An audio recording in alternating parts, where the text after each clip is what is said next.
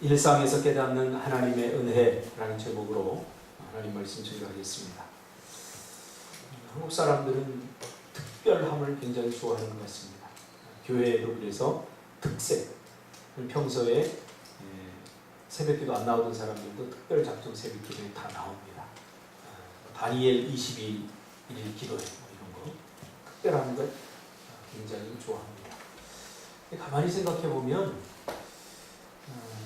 이 특별을 선언하는 것은 물론 필요합니다. 때로는 우리를 각성하기 위해서 우리가 필요하기도 하지만 하나님의 그 계획과 시간을 우리가 함부로 인간적으로 조종하는 것이 아닌가 그런 생각이 들 때도 참 많이 있습니다. 왜냐하면 우리가 살아가는 대부분의 날들은 그저 평범한 날들이기 때문이죠. 그냥 평범한 날. 그래서 한국교회는 어떻게 보면 특별함에 오염되어 있는 것 같아요. 그래서 주일도 사실 우리가 주일을 잘 예배에 성공하려면 나머지 6일 동안의 삶이 어떤가가 중요합니다. 6일 동안의 삶은 내 마음대로 내 뜻대로 다 살아놓고 미안하니까 주일날 와서 한번 기도하고 한번 예배 멋지게 드려서 나머지 6일을 만회하려고 하는 그런 근성들이 있다면 오늘 회개해야 됩니다. 좋아요, 여러분. 6일 동안을 하나님과 동행하고 함께 한 사람만이 이 일주일의 피날레인 주일을 우리가 정말로 잘 믿음으로 드릴 수 있는 거죠. 그러므로 우리가 살아가는 대부분의 날들은 평범한 날들입니다. 그래서 특별함보다는 사실은 평범한 날들을 우리가 어떻게 사느냐 이것이 더 중요한 것 같습니다. 지난 주간 여러분 잘 지냈습니까? 네. 지난 주간에 어떤 일들이 있었는지 모르겠지만 저에게는 마음 상하는 일이 하나 있었습니다. 금요일 날 머리를 자르러 갔습니다. 저는 이 두상이 남달라서 뒤통수가 탁 나오고 좀 두상이 좀 특별해요. 그래서 머리를 잘 잘라야 됩니다. 제가 머리를 이렇게 기르고 또 여기 앞에 어릴 적에 상처가 하나 있어갖고 이게 머리가 또 이게 좀 숱이 없어서 머리를 짧게 자르면 대머리 같아요. 이제 굳이 머리를 기르는 이유가 좀 이렇게 지저분해 보여도 기르는 이유가 있습니다. 그래서 머리 자르는데 제가 굉장히 예민합니다.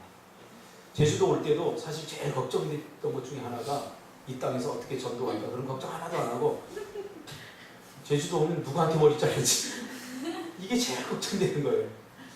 왜냐하면 그동안 제 전담 미용사인 김준 씨가 굉장히 잘해줬거든요. 그분은 내 고충을 잘 알아요. 그래서 머리를 딱 잡더니 목사님은 여기가 머리 자라면서 이렇게 튀어나오죠. 어떻게 자라는지. 이발소에 가면 뭐 물어보지도 않고 대충 쫙쫙 잘라버리고 됐다는 거예요. 나는 안 됐는데. 지금 됐다는 거예요. 마음이 굉장히 많이 상하고 마음에 들지 않았는데 이 땅에서는 내가 천국 가야지 이 땅에서는 내가 머리띠 한번 제대로 자를 수 없겠구나 그런 생각을 가지고 포기하고 있었는데 김준을 만나면서 아주 머리를 제 마음에 들게 잘 잘라줬어요. 제가 굳이 이야기하지 않더라도 내 스타일을 잘 알아서 잘라줬어요. 그나마 여기 와서 토리에 갔더니 그래도 괜찮게 자르더라고요. 마음에 썩 들진 않지만. 그래서 그제 금요일날 토리에 갔는데 그날따라 예약 손님이 굉장히 많은 거예요. 손님이. 그래서 제가 기다리는 거 싫어하거든요. 아무리 맛집이라도 제가 줄 서서 먹는 거 잘 안 하거든요. 그래서 우리 집에서도 제가 반찬 투정을 한 적 한 번도 없어요. 주면 주는 대로 먹어요. 근데 딱 투정하는 게 밥 먹자 그리고 밥이 위에 안 올라 있으면 제가 좀 뭐라 그래요. 밥 먹자는 왜 밥이 안 올라 있나? 밥도 차리기 전에 밥 먹자 그러면 그때부터 차리면 제가 굉장히 싫거든요. 근데 집사람은 주로 그런 스타일이에요. 근데 갔는데 사람들이 많아요. 그래서 도저히 안 되겠다. 40분 기다려야 돼서 옆에 미용실이 있어서 거기에 갔어요. 갔더니 굉장히 커요. 크고 화려해요. 미용실이. 그리고 한쪽에는 네일 아트도 하고 또 각종 뭐 두피 마사지부터 시작해서 머리 샴푸 홈쇼핑보다 더 휘황찬란하게 아주 화려하게 딱 전시해놓고 진열해놓고 뭐 도구들도 굉장히 많아요. 근데 정작 머리 자르러 앞으로 갔는데 정말 제가 느끼기에는 초보 같았어요.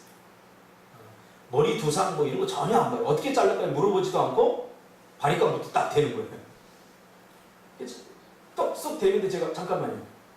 저 살짝만 다듬어 주세요. 명절이 불길하거든요. 싹둑 잘라버리면 손을 못 대잖아요.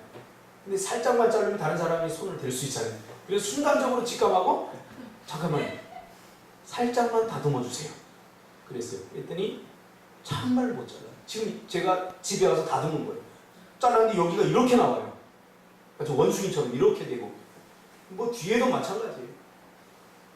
그래서 제가 가위로 여기를 잘라내고 거울 보고 이렇게 해서 그나마 지금 이게 나온 거지.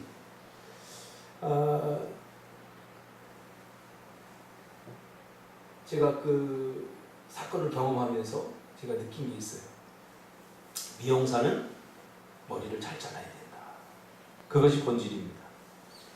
화려하게 네일아트 갖다 놓고 기계 좋은 거 갖다 놓고 샴푸 좋은 거 갖다 놓고 뭔가 자신이 없으니까 이것저것 다 하는 거예요. 이것저것.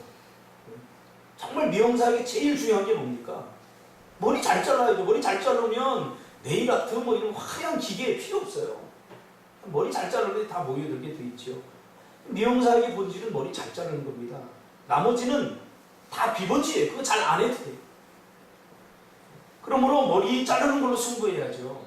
머리 두상을 연구하고 이런 두상은 어떻게 자르고 저런 두상은 어떻게 자르고 머리카락 적은 사람이 머리 많이 머리카락 적은 사람은요 머리 스타일 신경 안 쓰고 어떻게 하면 머리가 많아 보일까 이거 신경 쓰거든요. 이런 걸 연구해서 해야지.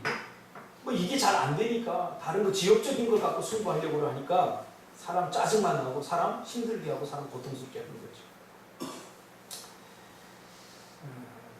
멀티플레이어라는 말 여러분 들어보셨을 겁니다. 멀티플레이어란 말은 이것도 저것도 적당히 하는 사람을 말하는 것이 아니라 어느 것이든 문제없이 잘 해내는 사람을 멀티플레이어라고 합니다.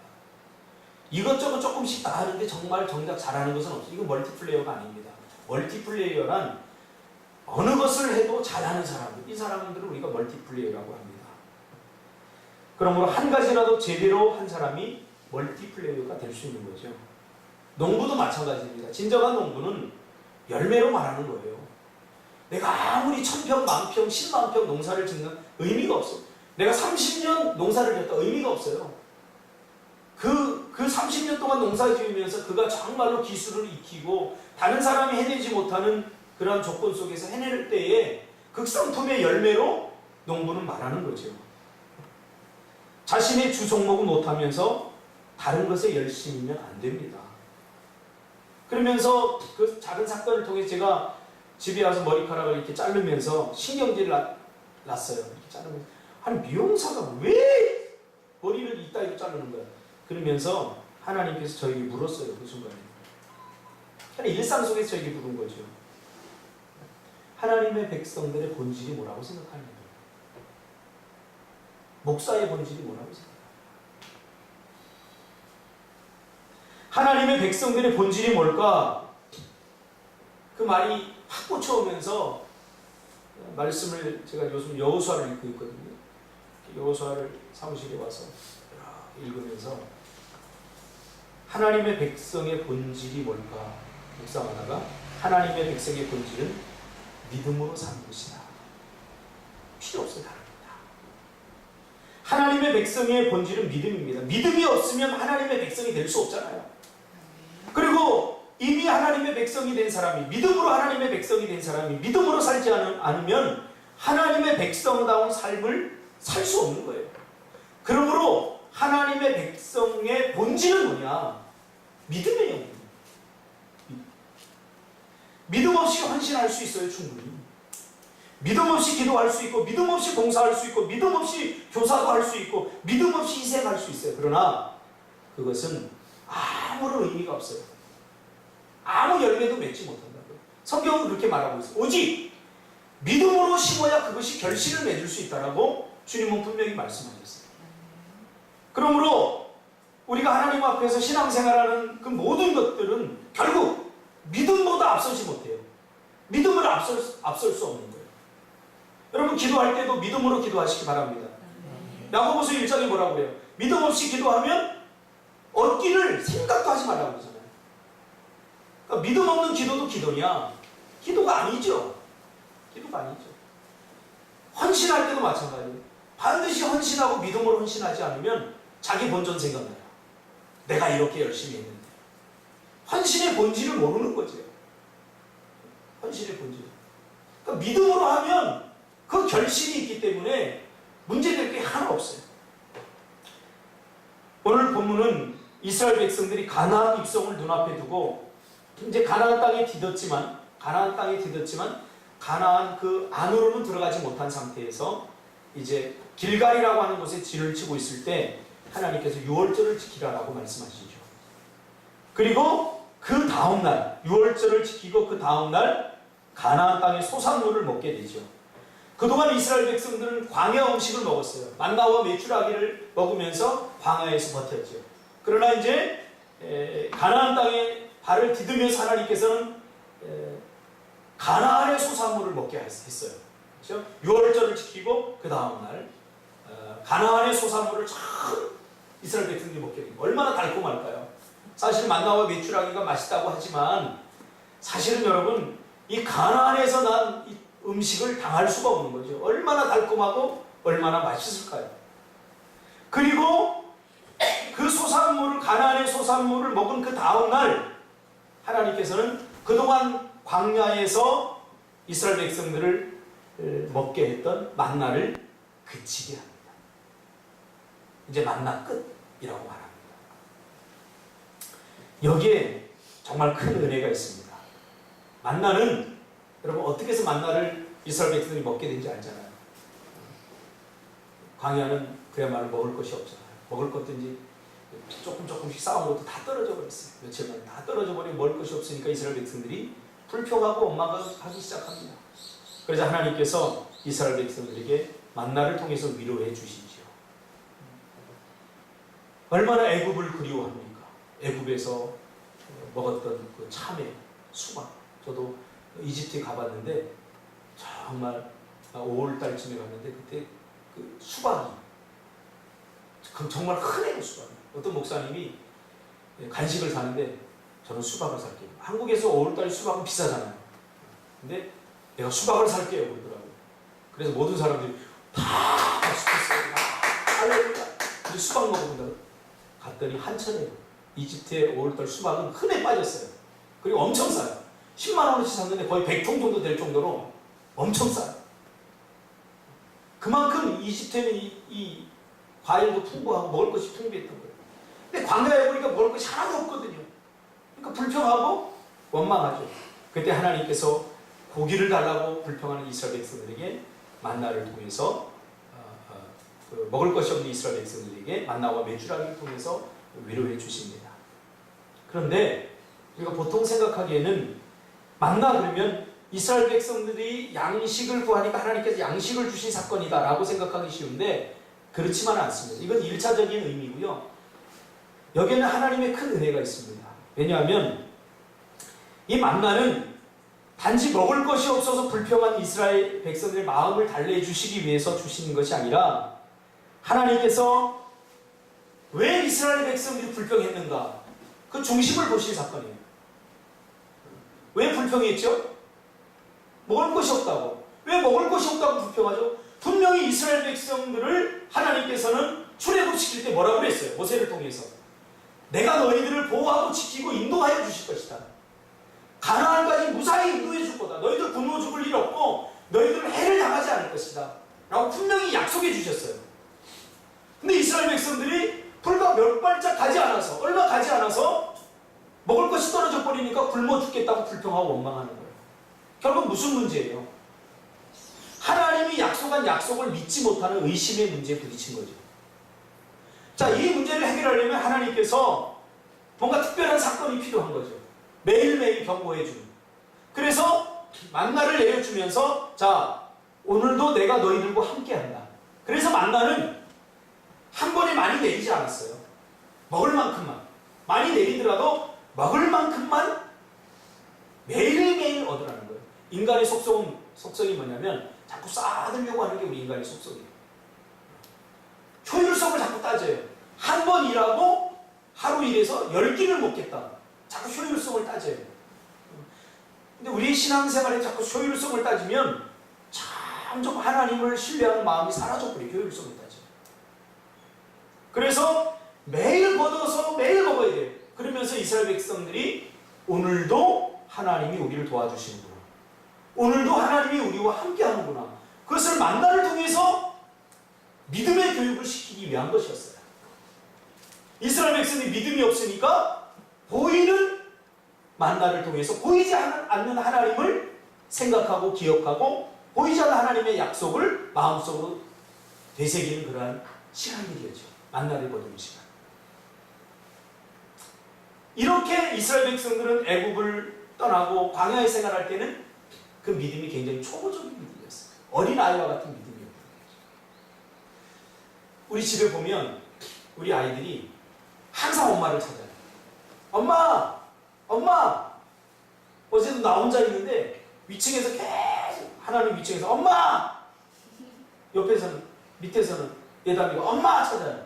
그러면 안심하고 놀아요. 어제도 계속 찾더라고. 그래서 내가 아무 말도 안 했어요. 엄마! 위층에서 계속 찾아요. 그래서 내가 어떻게 하나 아무 말도 안 하고 가만히 있었어요. 엄마! 아들이 뛰어내려오더라고. 엄마가 없는 줄 알고. 엄마 어디 갔어? 그러는 거예요. 엄마 잠깐 나갔어.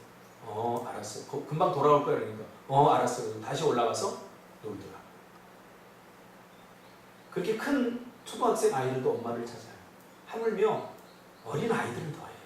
그러니까 이스라엘 백성들이 광야에서 어떤 믿음이었는지 알겠죠? 하나님! 찾으면 하나님 매일 왔어야 돼요. 눈에 보이지 않는 하나님을 어떻게 의식할까, 이스라엘 백성들이? 하나님이 주신 것들을 보면서 의식하게 된 거죠. 그렇죠?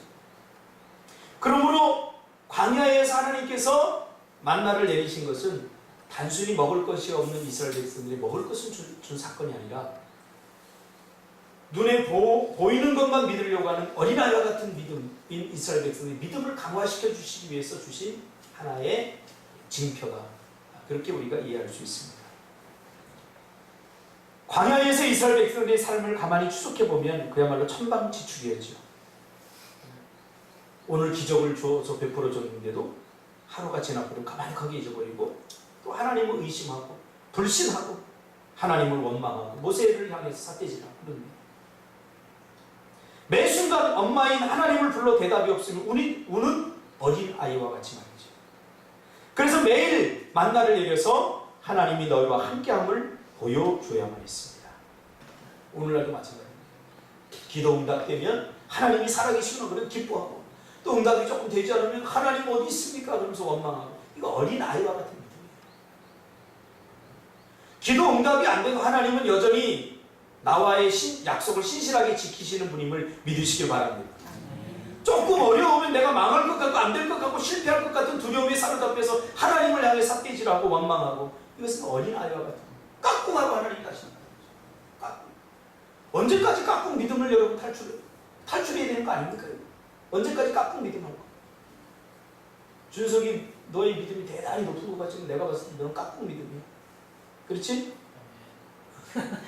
하여튼 말을 못하네. 좀 기분 나쁜 표정을 해야 되는데 생글생글 웃으면서 아멘 하니까 내가 무슨 말을 못하겠다. 졌다네. 요한복음 20장에 보면 도마가 부활하신 주님을 제자들이 전하자 믿지 못합니다. 그러자 도마를 찾아가서 주님이 도마야 내 손을 내밀어 내 손을 보고 내 손을 내밀어 내 옆구리를 보아라 넣어보아라. 그리하여 믿지 않는 자가 되지 말고 믿는 자가 되라 라고 고백하셨습니다. 도마는 주님의 말씀을 듣고 즉시 뭐라고 합니까? 이제 주님의 그 못자국난 손을 보고 창자국난 옆구리를 만져보고는 드디어 보고 믿게 됩니다. 그러면서 도마는 나의 주님이시요 나의 하나님이라고 고백합니다. 참 멋진 고백이죠. 그러나 주님은 이 고백을 받지 않으십니다. 왜? 보고 한 고백이기 때문에.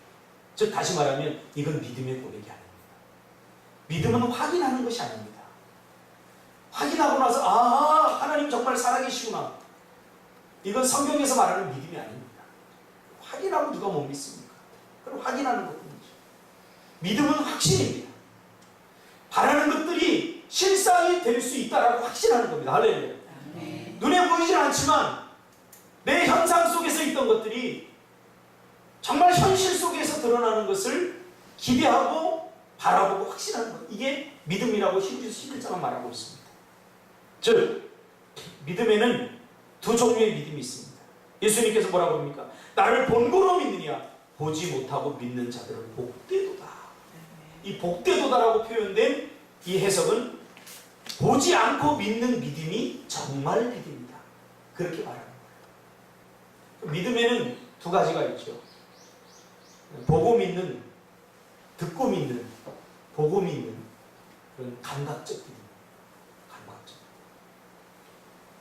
그리고 두 번째는 계시적 믿음. 이것이 성경에서 말하는 참 믿음입니다. 아브라함과 이삭과 야곱에게 계시한 그 약속을 믿는 믿음. 다시 말하면 아브라함, 이삭, 야곱 이게 뭡니까? 복음이라는 거예요. 복음을 믿는 거예요. 하나님께서 죄인된 우리 인간을 위하여 예수 그리스도를 이 땅에 인간의 몸을 입고 보내셨고 그분이 우리 죄를 위하여 대신 죽으시고 죄의 문제를 해결해 주시고 그리고 그분은 다시 십자가에 죽으시고 3일 만에 부활하셨고 이제 그분은 다시 우리에게 심판주로 다시 오실 것을 여러분 믿습니까? 이게 복음의 내용이에요. 이것을 마음으로 믿어 의에 이르고 입으로 신하여 구원을 얻게 되는 하나님의 백성인 거예요. 그러므로 여러분 이 믿음이 있는 여러분 안에는 이미 믿음이 있음을 믿으시기 바랍니다. 여러분 안에는 이게 믿음이 있어요. 믿음이 있어요. 그러므로 이 가나안은 공간적으로 구원받은 하나님의 백성들이 사는 삶의 현장. 가나안. 우리가 보통 가나안 그러면 천국이다 이렇게 많은 표현을 하는데 이건 약간 틀린 표현은 아니지만 전체적인 표현은 아닙니다. 가나안의 정확한 표현은 이미 구원받은 하나님의 백성들이 살아가는 삶의 현장이 바로 가나안입니다. 그래야 신학적인 모든 문제가 다 풀립니다. 왜? 가나안이 어떤 땅입니까? 우리 공간적으로 우상도 많고 문제도 많고 이방인과 함께 하나님의 백성들이 어울려 사는 땅 아닙니까? 가나안이에요. 천국이라는 표현도 틀리지 않아요. 왜? 두세 사람이 모인 곳에 내가 너와 함께하리. 그것이 곧 천국이기 때문에 곧 천국이기도 해요. 그것이. 근데 정확한 표현은 가나안은 단순히 천국만을 의미하지 않는다. 이미 구원받은 하나님의 백성들이 살아가는 삶의 터전. 오늘 우리가 살아가는 삶의 터전. 우리가 지금 어디 살아가고 있어요? 네? 가나안에 살아가고 있어요. 그래서 가나안의 문화, 가나안이즘이 우리를 계속해서 유혹하고 공격하는 세상 사람들과 더불어 함께 살아가고 있는 거죠. 이스라엘 백성들은 이런 땅에서 한 번도 살아보지 못했어요. 이 땅에서, 이 가나안 땅에서 이스라엘 백성들이 하나님의 백성답게 살아갈 수 있는 유일한 수단이 있다면 그것은 바로 믿음입니다. 세상 사람들과 다른 방식으로 살아야 되는 거죠. 창세기부터 시작할 때 하나님은 하나님의 생각 속에는 하나님의 계획 속에는 죄를 지은 이후에 이스라엘 백성들을 구원하는 모든 계획이 다 있었습니다. 그것은 다시 죄로 말미암아 잃어버렸던 하나님 나라를 다시 회복하는 거였어요. 하나님이 왕이 되시고 이스라엘 백성이 국민이 되어서 가나안 땅에서 이스라엘 백성들을 통치하는 그런 비전, 그런 꿈이 있었던 거죠. 이제 그 꿈이 현실 속에서 이루어지는 거죠. 그렇죠? 하나님이 통치하는 나라에 하나님의 통치가 실현되려면 이스라엘 백성들은 하나님의 법을 따라야 되는데 그게 뭐냐면 바로 믿음의 법이에요. 믿음으로 이것이 믿음으로만 가능한 거죠. 이방 사람들의 통치 방식은 다르죠. 힘과 권력 이런 걸 통해서 다스리는 거죠. 사실 광야에서의 삶은 굉장히 단순했어요. 왜? 보이는 게 다 광야예요. 아무것도 없어요. 그러니까 하나님밖에 바라볼 게 없었어요. 그러니까 광야에서 삶은 하나님을 의지할 수밖에 없는, 뭐 불평하고 원망해봤자 결국 다시 하나님께로 돌아올 수밖에 없는 단순한 구조적 삶이었어요. 모든 인프라가. 그렇죠? 광야에서 뭐가 있어요? 천막 치고 그리고 살았잖아요. 그런데 가나안은 사정이 완전히 달라요. 그야말로 젖과 꿀이 흐르는 땅이에요. 하나님의 은혜를 쉽게 잊어버리기에 충분한 다양하고 매력적인 것들이 유혹하고 있는 그런 땅입니다. 과거에 그 일제시대의 믿음의 선진들은 우리보다 믿음이 훨씬 좋았어요. 왜? 굉장히 단순했어요. 그때 사람. 일제가 억압했어요. 모든 그리스도인들은 이스라엘 백성처럼 생각했어요. 그래서 하나님께 기도하면 하나님이 다시 일제로부터 우리를 해방시켜 줄 거라고 하는 그런 간절한 기대감들이 있었죠. 그러니까 얼마나 믿음들이 좋았겠어요. 죽는 것을 두려워하지 않고 그렇게 헌신하고 도전했어요. 그때 사람들보다 지금 이제 일제시대를 경험한 사람보다 지금 이 시대의 그리스도인들이 훨씬 살기 힘들어요. 훨씬 살기. 믿음으로 살기 힘들어요. 그땐 단순했는데 지금은 유혹거리가 얼마나 많습니까? 굳이 기도하지 않더라도 돈 주면 다 살 수 있는 것들이 얼마나 많습니까? 가나안은 그런 땅이라니까요. 그리고 광야에서는 이스라엘 백성이 불평하면 하나님이 즉시 채찍을 들지만 가나안은 즉시 채찍을 들지 않아요. 하나님이 기다리고 인내하고 참아요. 마치 하나님이 없는 것 같은 현실을 이스라엘 백성들이 경험하면서 살아야 되는 것이 가나안 땅이죠. 그러기에 정말 믿음이 없으면 살아갈 수 없는 그러한 땅이 바로 가나안 땅입니다. 민수기 6장에 보면 하나님께서 이스라엘 백성들에게 경고하는 장면이 나옵니다. 너희들 가나안에 들어가면 조심해야 된다. 그러면서 경고하는 장면입니다. 6장 10절 제가 읽어드리겠습니다. 내 하나님 여호와께서 내 조상 아브라함과 이삭과 야곱을 향하여 내게 주리라 맹세하신 땅으로 너를 들어가게 하시고 내가 건축하지 아니한 크고 아름다운 성읍을 얻게 하시며 11절에 내가 채우지 아니한 아름다운 물건이 가득한 집을 얻게 하시며 내가 차지 아니한 우물을 차지하게 하시며 내가 파지 아니한 내가 심지 아니한 포도원과 감람나무를 차지하게 하사 내게 배불리 먹게 하실 때에 너는 조심하여 너를 애굽 땅 종되었던 집에서 인도하여 내신 여호와를 잊지 마요. 내 하나님 여호와를 경외하며 그를 섬기며 그의 이름으로 맹세할 것이니라. 너희는 다른 신들 곧 내 사면에 있는 백성의 신들을 따르지 말라. 너희 중에 계신 너희 하나님 여호와는 질투하시는 하나님이신즉 너희 하나님 여호와께서 내게 진노하사 너를 지면에서 멸절시키실까 두려워하노라. 무슨 말이에요? 훨씬 살기 힘들다는 거예요. 그러니까 하나님께서 광야의 삶의 위험성보다 가나안에서의 삶의 위험성을 더 염려하고 계셨다는 것을 우리가 깨닫게 되죠. 문제 있는 사람보다 문제 없는 평안한 사람이 더 위험해요. 하나님. 문제 있으면 그 문제가 원인이 되어서 우리는 하나님을 더 간절하게 찾을 수 있어요. 그런데 문제가 없으면 내가 신앙생활 잘하는 줄 알고 하나님을 향한 절박한 마음들이 사라져버려요. 그래서 우리는 평안할 때 더 조심해야 돼요. 저는 요즘 제주도 와서 너무 좋아요. 일어나면 천국 같은 삶 아닙니까? 얼마나 화려하고 멋집니까? 근데 마음 한구석에 뭔가 좀 공허함이 있어요.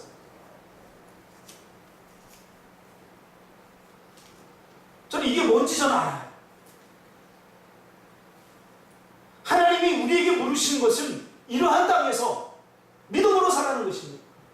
그래서 로마서 1장 17절에는 오직 의인은 믿음으로 말미암아 살리라. 할렐루야. 믿음으로 살아야 하나님의 백성이죠. 믿음으로 살지 않는데 어떻게 하나님의 백성이에요?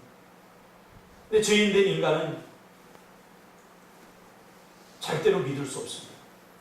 변질되기 쉽습니다. 마치 여름날의 생선처럼 간절했던 시간들, 절박했던 시간들이 지나가면 하나님을 향하여 간절해지지 않습니다.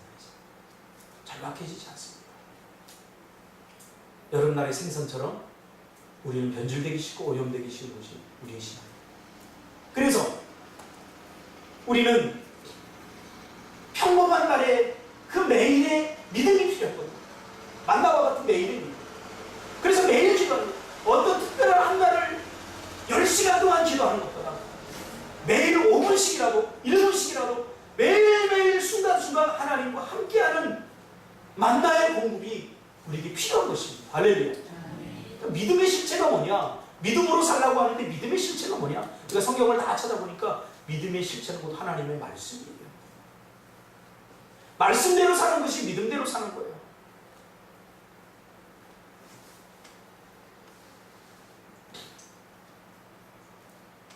믿음이 상실되면 하나님의 백성은 가장 불쌍해지, 가장 초라해지. 삼손이 하나님을 신뢰하지 못할 때 머리가 다 깎여버리잖아요. 그리고 두 눈알이 다 빼버리고 연자맷돌을, 이방의 왕의 연자맷돌을 돌리면서 그 비참한 해줬잖아요. 그러니까 하나님의 백성들이 믿음이 없으면 이렇게 초라해져요. 여러분, 믿음이 회복되기를 바랍니다. 이 말은 곧 하나님의 말씀을 붙잡고 순간순간 살아가는 거예요. 무엇을 결정하고 무엇을 선택하고 어떤 일이 있든지 하나님의 말씀이 나에게 뭐라고 하는지 그 말씀을 붙잡고 말씀의 공급을 받고, 이스라엘 백성들이 단 하루도 만나의 공급이 없이는 연명할 수 없었듯이 한 번 거둬서 그걸 한 달 동안 먹으려고 하지 말고, 그건 여러분의 착각이지 오늘 받은 은혜로 내일을 살 수 없어요. 오늘은 또 오늘의 은혜가 필요해요. 그래서 매일매일 기도하고, 저는 카톡을 이렇게 보면서, 제가 사이버 수사대잖아요. 근데 요즘 수사가 잘 안 돼요. 왜냐면 여러분들이 트릭을 많이 써가지고 뭐 이상하게 자꾸 올려서 나도 연구가 필요하고. 제가 로고 세라피를 하니까 말이나 행동, 말이나 언어를 보고 제가 사람의 마음을 분석하고 이렇게 하는 상담을 하잖아요. 그래서 거기에 쓰는 글을 보고 그 사람의 마음을 이해하고 이렇게 하는데, 여러분 요즘 이상한 사진도 올려놓고 마음에 없는 사진도 올려놓고 트릭을 많이 써가지고 제 머리가 굉장히 복잡합니다. 그래서 어느 순간부터 제가 사이버 수사대를 포기했어요. 아, 이렇게 살지 말자. 포기했어요. 그렇잖아요, 여러분. 옷 좋은 거 있으면 예배 시간 좋은 거 입고 나오세요. 괜찮아요. 그거 교회가 힘든데 여러분 누가 옷 사입고 그거 갖고 말할 사람 한 사람도 없어요. 괜히 회사 갈 때는 다 빼입고 나가서는 교회 올 때는 불쌍하게 보이고 이상한 옷 입고, 김성찬 목사처럼 그렇게 하지 말라는 얘기. 김성찬 목사는 노예 갈 때 화려한 옷 입고 가요. 그리고는 우리들 앞에 올 때는 막 좋은 시계처럼 막 화려하게 입고 와요. 야, 너 노예 올 때도 좀 그렇게 하고 와. 야, 노예 갈 때는 최대한 불쌍하게 보여야 돼. 그래야 도움을 받을 수 있어. 이 설교 김성찬 목사 안 드리게 괜찮아요. 여러분, 그렇게 살지 말란 말이에요. 믿음을 상실하면 가장 초월해져. 한 번만 살려달라고, 이번 문제만 해결해주면 하나님 정말 주님을 위해서 헌신하겠습니다. 그렇게 고백했던 적이 여러분 몇 번입니까? 다 잊어버렸잖아요. 인간이 살 수 없는 광야에서, 그 광야 땅에서 낮에는 구름 기둥으로 밤에는 불 기둥으로 보호하시고 인도해 주셔서 적과 꿀이 흐르는 땅에서 이방원과 다른 그러한 자유를 주시고 기쁨을 주시면서 이제 축복을 주셨는데, 우리 인간은 교만해져서 하나님의 은혜를 가만히 잊어버리잖아요. 일부러 잊는 거죠. 그래서 절기를 주신 거예요. 왜? 절기는 우리 인간의 이러한 교만함과 이런 무감각함을 깨우기 위해서 하나님께 주신 거예요. 기억하라는 거죠. 로스트 오브 메모리. 우리가 하나님의 은혜를 잊어버리는 순간 우리는 더 이상 하나님의 백성답게 살 수 없습니다. 그리고 제가 카톡에도 적어놨듯이, 이거 제가 새벽에 기도하는데 하나님 주신 마음이에요. 제가 그랬어요. 하나님한테. 하나님, 이 정도면 순종 잘했죠. 우리 제주도까지 왔어요. 이 정도면 저 잘한 거잖아요. 이제 하나님 조금 갚았어요. 제가 하나님 은혜? 네, 하나님이 갑자기, 야 임마, 가만히 생각해보라. 이 나쁜 놈아, 내 은혜를 네가 갚는다고 갚아진 은혜야 이게? 그 순간 제가 번쩍 들었어요.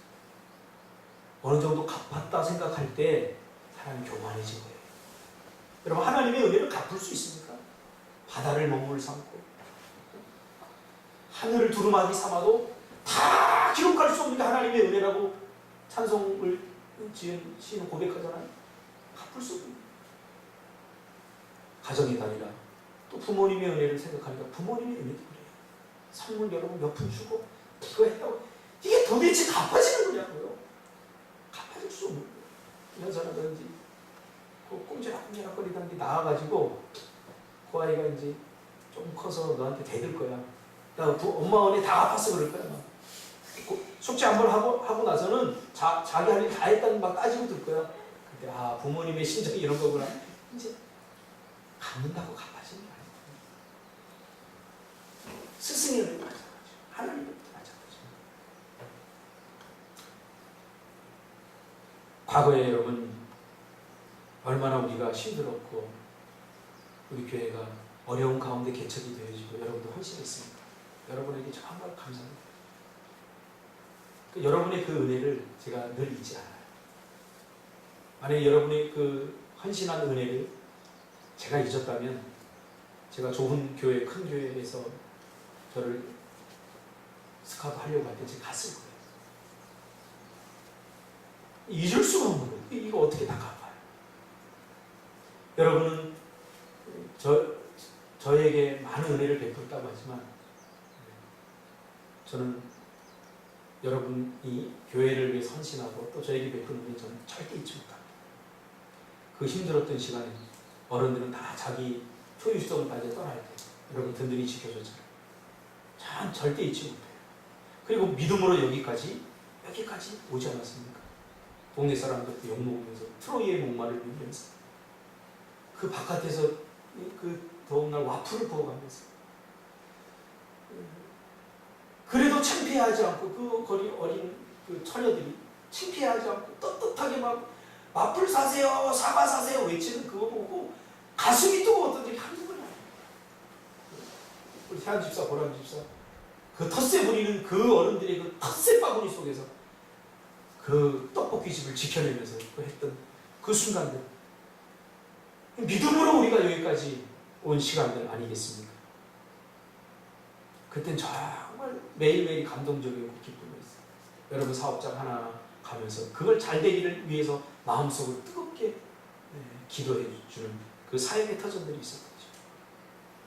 힘들지만 고통스럽지만 단 하루도 염려와 걱정이 없었던 날이 없었지만 그때가 정말 행복했습니다.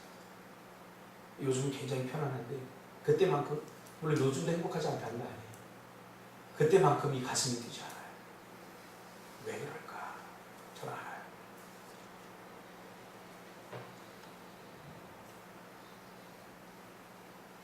미얀마를 갈 때 뭐 앞뒤 생각하고 왔습니까? 저는 이 설교를 준비하면서도 가만히 생각해봤어요. 누가 우리 교회에서 믿음이 제일 좋은가? 상원 집사. 밤 2시까지, 3시까지 오락해도 네가 믿음이 제일 좋아. 준석이도 당장 회사 그만둬봐. 많은 생각이 한번 들 거야. 물론 너는 교회를 위해서 생각한다고 하지만 결국 자기 유익을 따지기 위해서 어떤 것이 옳은 것인가? 쉽지 않아요. 2번, 3번을 상진입사 그렇죠? 이거 뭐 조금 적응할 만하면 야 미얀마 가자. 아마 내가 미웠을 거예요. 미웠지? 근데 나도 제정신이 아니었어. 하나님이 하라고 하니까 한 거지. 나를 미워하면 안 돼. 나도 그러고 싶지 않았어. 내가 상호를 얼마 사랑하고 좋아하는 2시까지 오락해도 나는 안 미워해요. 그래서 믿음이 제일 좋으니까. 그렇게 결정하는 게 사람의 믿음이라는 게 평상시에 잘 나타나지 않아요. 다 믿음이 좋은 것 같은데 결정적인 순간에 엉뚱한 짓 하는 사람이 있으면 그거는 그 사람의 결실이야. 열매가 그것밖에 안 돼요. 제주선, 비즈니스 앞으로도 마찬가지입니다. 여러분. 지금 우리에게 이 정도로 만족하지 말고 주저앉지 말고 지금 더 큰 믿음이 필요한 시점입니다. 앞으로 우리는 더 큰 믿음, 하나님이 이미 우리에게 더 큰 믿음을 주셨어요. 할렐루야. 근데 그동안에 과거에 힘들었기 때문에 이 미래로 나아가지 않으려고 하는 그 마음들이 있어요. 상처로 남아서 이게 뭔가 조금 더 누리려고 하고 그러는 습성이. 그러면 안 돼요. 이제 나가야 돼요. 그래 이 좋은 땅 이거 와서 여기 와서 이걸 누리려고 우리가 여기 온 거 아니지 않습니까? 하나님도 가나안에 입성하는 이스라엘 백성들에게 똑같은 마음을 갖고 있었던 거예요. 근데 이스라엘 백성들이 야 그동안 애굽에서 430년 광야에서 40년 우리가 고생했으니까 아을 쌓았구나. 이제 가나안 땅에 들어가서 우리가 놀아보세 하고 놀려고 하는 그 참에 초를 친 분이 계셔요. 하나님. 야 너희들 이거 타려고 가나안에 온 거야? 아니잖아. 이방 나라와 다른 하나님이 왕이 되고 너희들이 백성이 되어서 이방 백성들과 다른 통치 방식을 통해서 왕성한 그런 나라를 만드는 그것을 통해서 하나님의 영광을 드러내고 하나님의 이름을 드높이는 일을 하기 위해서 너희를 이 가나안 땅에 온 거 아니야? 소를 자꾸 치는 거야 하나님. 그러니까 이스라엘 백성들이 어때요? 순서가 내가 자꾸 너에게 쫓으니까 어때? 기분이 굉장히 좋죠? 어? 하나님이 나를, 목사님 나를 너무너무 뜨겁게 사랑해서 다른 사람이 안 해주는 말을 하는구나. 그렇게 하는 사람 10사람이 10사람 다 없어요. 저도 기분 나빠요. 누가 얘기해줘. 제가 그걸 알아요. 그래도 해요. 왜? 내 사명이기 때문에. 이스라엘 백성도 똑같았단 말이에요. 선지자들이 와서 자꾸 찌르는 것도 그렇게 하면 안 돼. 잊어버리면 안 돼. 여기에 살 길이 있는데. 그러니까 나중에 어떻게 해요? 선지자들 잡아 죽이고 거짓 선지자라고 내몰고 그리고 우상을 섬기게 됐다는 거예요. 생각해 보세요. 하나님이 정말로 우리에게 더 큰 믿음을 주셨고 더 큰 물질을 주셨고 더 큰 믿음의 세계를 우리에게 보여주셨어요. 우리가 처음에 스타렉스 한 대 살 때 그때 1인당 얼마씩 낸다고 할 때 그때도 힘들었잖아요. 야 이거 우리가 어떻게 감당하지? 지금 뭐 차 한 대 사자 그러면 지금 콧방구도 안 끼고 그거 갖고 하는 사람 없잖아. 지금 이거 수십억 가는 이거 사는 걸로 지금 처음에는 몇 천만 원 갖고 벌벌 떨어요. 그 다음에 몇 억 갖고 벌벌 떨어요. 이 집에 몇십억 갖고 벌벌 떨고. 하나님께서 여러분에게 천억의 비전을 주신 이유가 있습니다. 감당할 수 있을 만큼의 훈련을 해 나가는 것을 여러분 믿음의 눈을 떠서 보시기를 바랍니다. 할렐루야. 믿음의 눈을 떠서 보시기를. 하나님은요, 하나님을 위해서 쓰는 물질을 하나님 원하시는 거예요. 하나님은 절대 누구에 이용당하지 않습니다. 그래서 우리를 물질로 훈련시키고 신앙으로 단련시키는 이유가 거기에 있습니다. 결론 짓겠습니다. 믿음으로 산다는 것은, 믿는다는 것은 믿음의 내용인 하나님의 말씀을 가지고 움직인다는 것입니다. 우리는 지금 믿음이 다 있습니다. 할렐루야. 믿음이 있어요. 믿음 없는 척 하지 마세요. 보통 제가 목회를 해보니까 뭘 맡기면 첫 번째 하는 말이 뭐냐면 하기 싫으면 그래 하기 싫다고 그래요.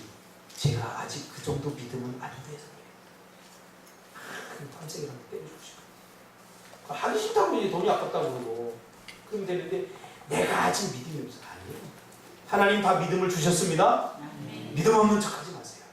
믿음 없는 척 하지 마세요. 믿음 다 주셨어요. 그러면 그런 일들이, 맡겨주는 일들이 부담으로 다가오면 하나님 더 큰 믿음을 달라고 기도하시기 바랍니다. 자꾸 내가 감당하지 못하고 자신감이 없으니까 더 큰 믿음을 달라고 기도하시길 주님의 이름으로 축복합니다. 우리 장로님, 저는 예전 장로님만 생각하고 이렇게 풀 메고 잔디 메고 그러면 장로님 정말 열심히 하시는 거 그랬는데 내가 일해 보니까요, 이 일이 보통 일이 아니에요. 제가 지금 여기 있는 잔디 깎고 지금 여기 좀 목이 계속 이상하더니 지금 이게 담이 왔거든요. 근데 예전 같지 않아요. 예전 같지 않아요. 이런 예전 같지 않아요. 시간은 한 번 지나가면 잘 돌아오지 않습니다. 여러분 예전에 뜨겁게 미얀마 갔던 그 시절 여러분 기억나지 않습니까? 다시는 그런 시절이 돌아오지 않아요. 이제. 그때 힘들고 어렵다고 말하고 불평하고 원망했지만 그런 시절은 다시 돌아오지 않아요. 이제. 그렇다고 그런 시절 영원히 돌아오지 않는 것은 아닙니다. 이제 하나님께서 우리에게 원하시는 것은 또 다른 수준의 헌신, 더 큰 꿈을 펼치길 하나님께 원하셔요. 이게 무슨 말인지 여러분 잘 알아들으셔야 돼요. 에베소서 1장 3절에 보니까 찬송하기보다 하나님 우리 주 예수 그리스도의 아버지께서 그리스도 안에서 하늘에 속한 모든 신령한 복을 우리에게 주시다. 여기서 복은 믿음을 말하는 거예요. 복을 주셨다고요? 안 주셨다고요? 복을 다 주셨어요. 믿음 없는 척 하지 마시고 믿음으로 여러분 살아내시길 주님의 이름으로 축복합니다. 그날들이 특별한 어느 날이 아니라 매일 매순간 믿음으로 살아드리는 여러분들이 되시기를 주님의 이름으로 축복합니다. 기도하겠습니다. 하나님 감사합니다.